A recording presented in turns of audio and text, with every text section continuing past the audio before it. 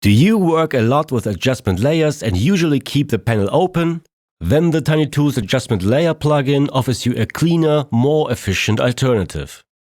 In the settings, you can limit the number of buttons to only those adjustment layers you regularly use. That way, the ones you rarely need won't get in your way.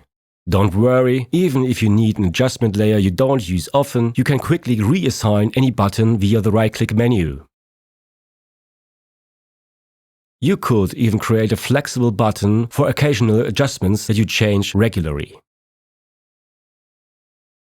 Another advantage, you can arrange the adjustment layer buttons in your preferred order, not the one Photoshop gives you.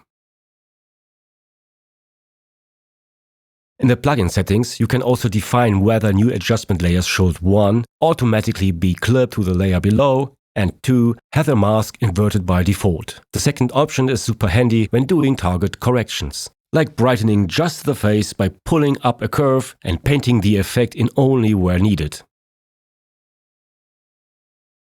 Aside from the default you set, you can also override this behavior per use via the right-click menu at creation time.